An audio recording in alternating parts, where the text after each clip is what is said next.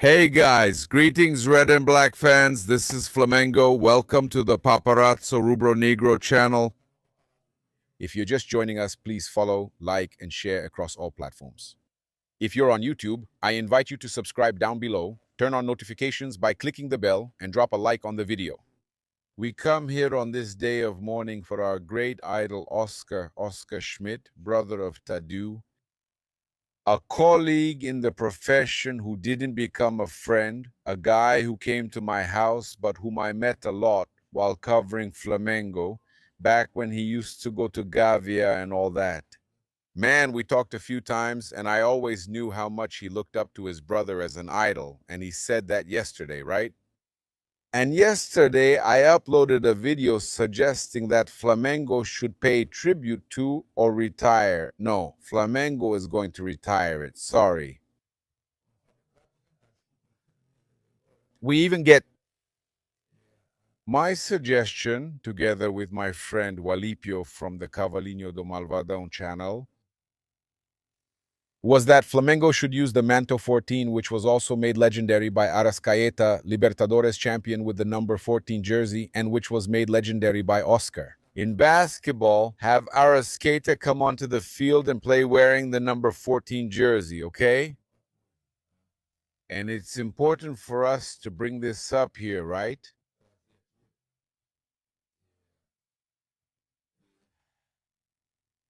It's important to mention here the decision that Flamengo made. The board of directors of Clube de Regatas do Flamengo unanimously approved the permanent retirement of the number 14 jersey from Flamengo's basketball team, in honor of Oscar Schmidt, the greatest name in the history of Brazilian basketball of all time. As part of the tributes, Arrascaeta will wear the number 14 jersey on Sunday at Maracanã in the match against Bahia.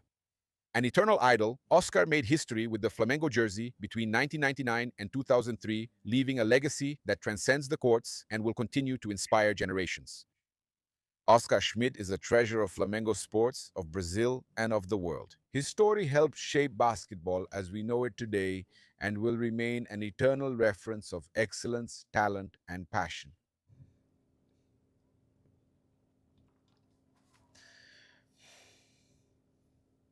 Go with God. Saying goodbye to an idol is tough.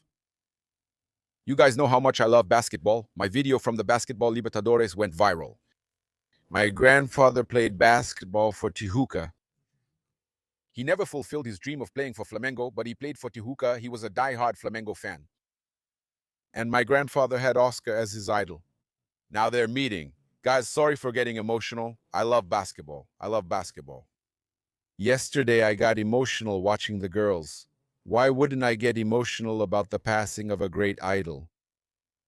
Sorry, I just apologize for getting emotional. That's all, okay? I really,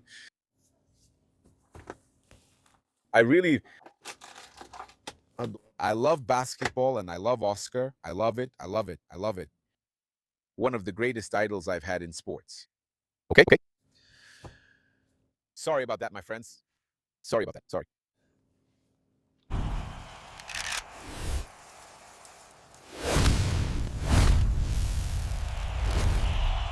Well, I've pulled myself together now. Flamengo didn't want to wait for the mid-year transfer window to sign players. Flamengo is, man, let me tell you guys what's going on. There's a turnaround, a real shift happening at Flamengo when it comes to signings. Flamengo is doing a complete overhaul, a total remodel. And I was worried about what was happening in Flamengo's youth academy, but there's another Portuguese guy besides Boto, Alfredo, right? That he's doing an overhaul of Flamengo's youth academy. And Flamengo has been focusing on signing 18, 19-year-olds, 17, 18, 19 players to finish their development at Flamengo for the under-20 team and players who stand out. Like Flamengo signed Pedro Henrique, who came from Paysandu, right? And he was already playing professionally for Paysandu. So Flamengo is making signings that they can simply put in the youth team, but they can also promote them at any time to play for the senior team this season. So Flamengo is strengthening the under-20 team with players who weren't developed at Flamengo, but they finished their development there and fit exactly the profile Flamengo wants. It's crazy. Flamengo, instead of producing players in their youth system, is spending a little because they can afford it and they're choosing. In South America, in Brazil, and in South America, players who are almost fully developed, but before they reach that really high value, when European clubs are interested and everything else. So Flamengo is already signing them, knowing that the chances of success are huge. Like the defensive midfielder from Paysandu that Flamengo signed, now the defender Weverson is the new addition to Flamengo's under-20 team. The signing didn't involve any fees paid to Cuiabá. Look how great that is. There weren't even any costs, okay? The player, 17 years old, was at Nino do Urubu this Friday, where he signed a contract valid until March 31, 2029. Weverson has joined the squad and is taking part in regular activities at the training center. And that's what I tell you guys, right?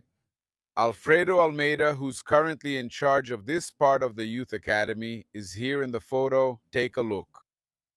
That's Alfredo Almeida with the player Weverson, who's being signed, okay? So that's really important, okay? Flamengo is looking for young players to finish their development, and we know the payoff can be huge, both on the field and financially, right? The payoff can be huge, both financially and on the sporting side, because Flamengo can win youth titles, okay? So I think they needed to strengthen the squad. All of that, BAP had already said he had identified a gap, a crop. There are some excellent players like Ryan Roberto, but Flamengo is going through a gap between generations. If you have a gap between generations, you try to solve it in another way. Look, we have here some important statements from José Boto to Flamengo TV. José Boto gave an interview on Mango Cash with João Guilherme, and he says the following here. Look, he explained Filipe Luiz's departure, okay? We're going to react to some excerpts in this video. Let's see. Take a look. So let's follow José Boto here on Mango, right? I picked out some interesting excerpts here, José Boto on Mango Cash talking, including about Felipe Luiz's departure. Let's take a look here. Felipe Luis leaves and Leonardo Jardim comes in. I'm sure Flamengo fans really want to hear you talk about this, Boto. Yeah. Let's try to put things in a clear way so people can understand. Ah, ah, ah. When you change the coach, I don't mean that coach is bad. Perfect. Sometimes there are situations that are not the right ones for that coach. And what happened here was that in the context that was created after so many victories with such high expectations, things just didn't line up. And we thought, both me and the president, not that we are the ones who have the final say in football, and it wasn't like we just decided this overnight, right? We didn't just sit down one day and say, no, today we're going to fire the coach. No, we thought a change was needed. A change was needed, as he says, a course correction was necessary. And it really was, because there were things happening within the football team that I wasn't seeing. The way to turn things around with the situation I was in. And so, in conversations that we have, a lot more than people imagine, the conversations I have with the president, when we need to deal with important matters, we don't do it here or at Gavia, right? People don't even know that we're meeting. We came to the conclusion that the best solution at that time would be to replace the coach. And here's an important piece of information. Look, it was like this, a process. But look, important information actually that was passed on to me, that this meeting he's talking about happened in Buenos Aires after the game, the first game against Lanús. That meeting, an important meeting in the decision about Felipe Luis leaving, it's not something that happens overnight. What happened? The situation here wasn't good for him. We had to make a decision. And I've heard criticism many times. I handle criticism well. I think people are free to criticize.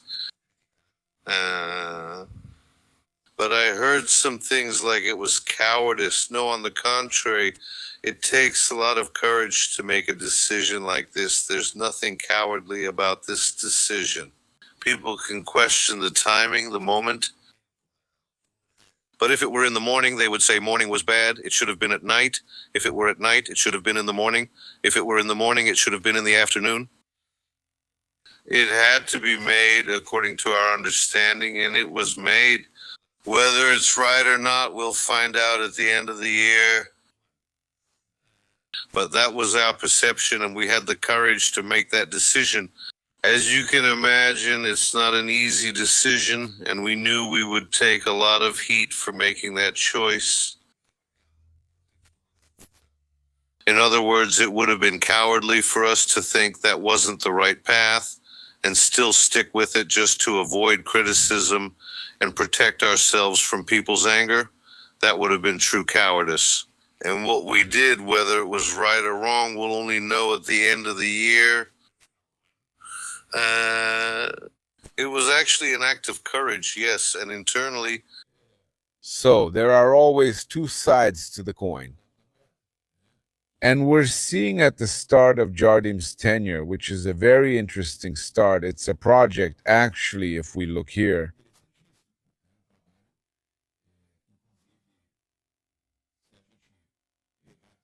There was an article about it today. The issue is exactly this comparison. Look, an article from Globo Esporte. Jardim has a better start than Filipe Luis at Flamengo. It doesn't mean he's going to have better numbers or more titles. And he still hasn't fielded the same lineup in 10 games. There's that too. He hasn't repeated the lineup in 10 games. He was obvious. Yeah. He was hired and arrived at a time with players, and then there were injuries and everything else, okay, in the middle of the storm with competitions, the Brazilian championship coming up, needing to win games and all that. But Filipe, people complained that he also didn't field the same lineup, and he hasn't been able to field the same lineup either, okay? But Jardim's start at Flamengo has also been interesting. And GE is bringing it. Throughout the day, we'll bring you this information in more detail. Trazendo que, look, it's the first game, okay? Corinthians. And Fluminense in the second game, Bahia and Cruzeiro. Check out the games of Filipe Luis and Jardim, okay? Filipe Luis's first game was against Corinthians, and Jardim's was against Fluminense. The second was Filipe Luis against Bahia, and Jardim against Cruzeiro. The third was Filipe Luis against Fluminense, and Jardim's third was against Botafogo. Then the fourth was Corinthians for Filipe Luis and Remo for Jardim. The fifth was Juventude for Filipe Luis and Corinthians for Jardim. The sixth was Inter for Filipe Luis and Bragantino for Jardim. That was the only defeat. Filipe Luis's seventh was against Atlético Mineiro, and Jardim's was against Santos. The eighth was Cruzeiro for Filipe Luis and Cusco, Peru for Jardim. There at the high altitude Jardim, ninth is Atlético Mineiro, Filipe Luis and Fluminense, again Jardim, and 10th is also Atlético Mineiro. Filipe Luis is in Jardim Independiente. Medellin in the Libertadores. Jardim's team scored 20 goals, an average of 2 per game, compared to Filipe Luis's 13. That's correct here. So we can see relatively better numbers here, okay?